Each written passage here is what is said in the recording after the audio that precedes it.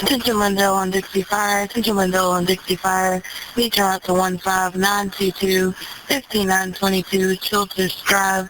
Report of a address. We did have 3 firefighters go down. One of them is burned, and we're going to lift him out of here. I'll need a fire marshal around. Smith County Red Springs Fire. Smith County Red Springs Fire. Mutual aid request. Assist Lindale with a structure fire. 159. On January the 17th, 2014, my life and my family's life changed. We responded a little after midnight. The pager went off with a report of a structure fire just outside the city, our city limits. I responded and was on the first engine out. We arrived on scene to find a single-story brick structure, approximately 50% involved. We did our 360 of the structure and found a garage area, a living area, and a dining room area, and a kitchen area that I felt like we could possibly save. My partner and I made an initial attack going through the garage and began with an 1 3/4 inch line spraying water, trying to knock down the fire in the attic and in the ceiling. We'd not been in the structure a long time when I heard a loud noise, and all of a sudden I felt myself being knocked to the ground. I felt around for my partner and the hose line and realized that I was the only one in there. Fortunately, my partner had been able to escape the collapse. I had not. I was covered with a tremendous amount of debris that was all on fire that was stored in the attic. The ceiling joist in the attic was all on top of me. I saw a light, and to be perfectly honest, I thought it was the garage door that we came in, so I started crawling and trying to get out on my own. I crawled toward the light. However, it was not the garage door, but actually it was a window that I was crawling toward. I made it all the way to the window and was able to get my hand in the window before the roof shifted again, and the ceiling joist pinned my air pack and my helmet down to the floor. At that time, I lost consciousness. To be honest, I thought I was going to die. I prayed to God to accept me into heaven and forgive me of my sins and my failures, and before I passed out, and just assumed that I was going to die. Fortunately, when the collapse occurred, my partner called a mayday immediately. We had a RIT team on the ground, which is our procedure on all structure fires, to have a RIT team on the ground before we make any interior attacks. The RIT team was activated immediately, along with all the other firemen on the fire ground that began the search for me. A young gentleman who was feeding his hose to the garage saw the collapse and thought that he knew exactly where I was and made an attempt to find me and to rescue me. Unfortunately, that young man received second-degree burns on his arms, forearms, trying to get to me before the fire was just too hot and forced him to retreat and to pull back. The mayday, there was 4 minutes between the time the mayday was called and the mayday all clear was called. I was actually out of the structure in less than that 4 minutes. They did not want to call the all clear until they were sure everyone was out of the structure. I do not remember being pulled out of the structure. All I remember is waking up, laying on the ground and being surrounded by firemen who were taking my gear off. I remember asking a young man that was standing beside me if I was going to die, and him telling me, "No, Chief, you're not going to die. You're going to make it." Then I apparently passed out again after that time, because I do not remember being placed on the backboard of the stretcher. The next thing I remember was being loaded into the ambulance with my buddy Trevor right beside me. I remember laying on the cot in the ambulance and looking on the jump seat and recognizing the paramedic, a man that I've known for several years, and him telling me that he was going to intubate me. I told James, "You're not going to intubate me.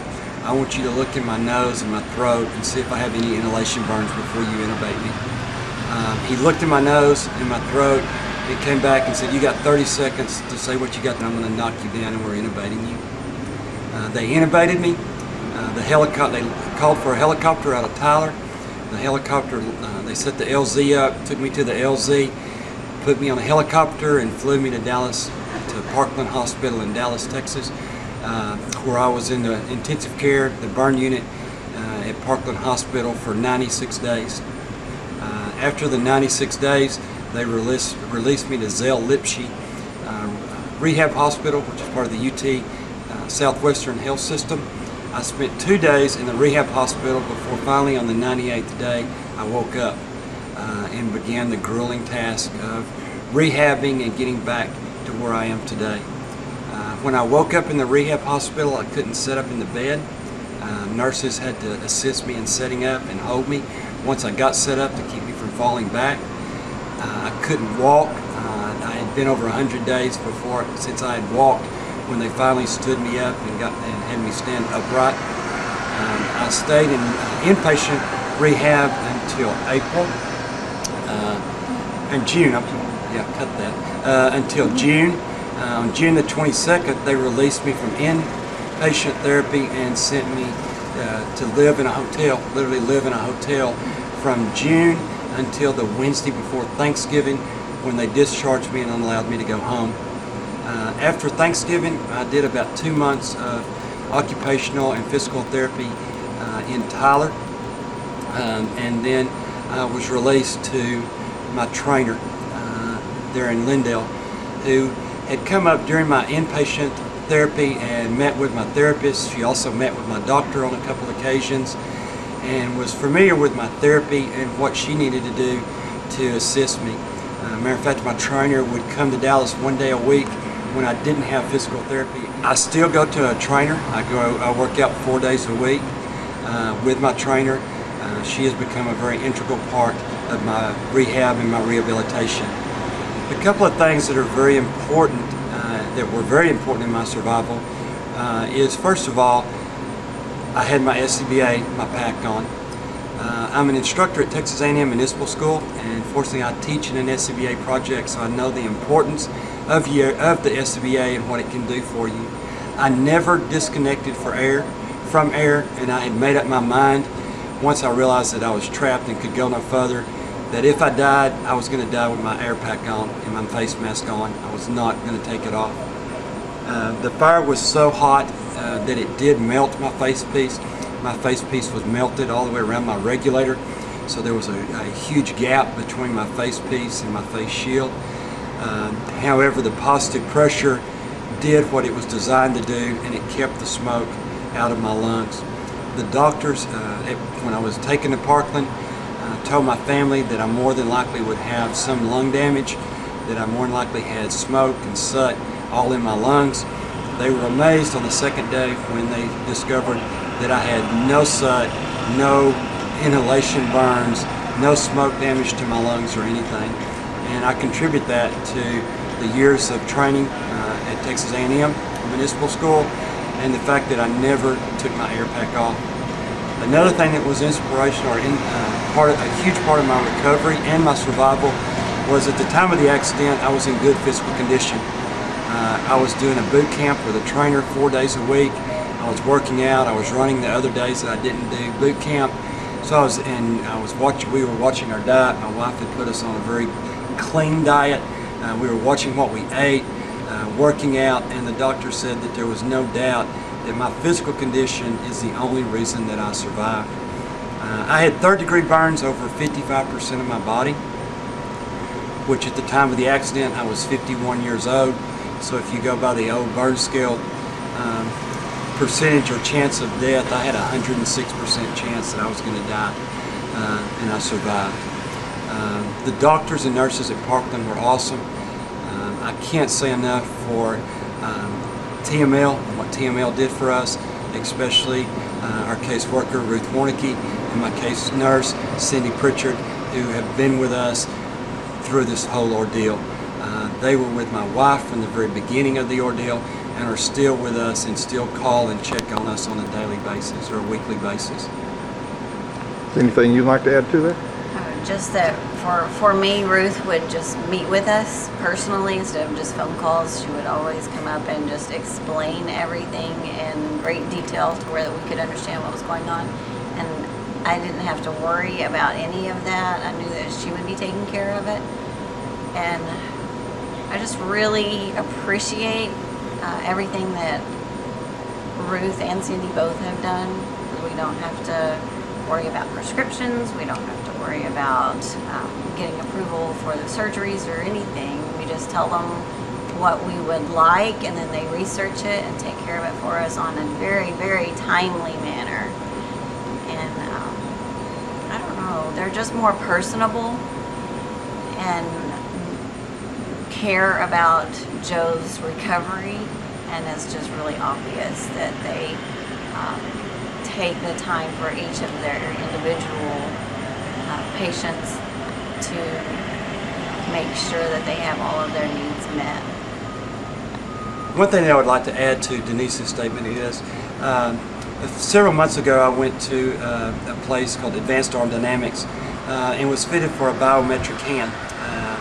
And while we were going through the process of being fitted and everything, this company is a nationwide company. They're a huge company, and they have an office in California that writes letters and deals directly with the insurance companies. That's all this one person does, is write the request letters and deals with the insurance company.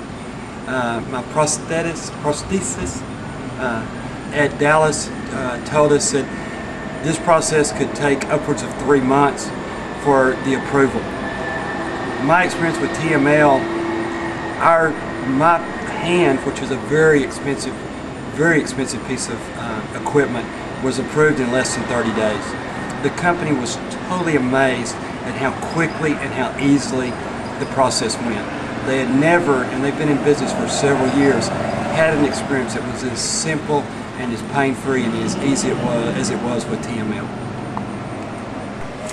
One thing Denise and I did after my recovery and I got home and got to feeling better and about and out and more, is we went to our Emergency Services District Board meeting to thank them for all that they had done for us, for me, and for my family, and then also to tell them what TML had done for us. For the past 10 or 15 years, I have been responsible for, had a big part in our departmental budget, which is a very large budget.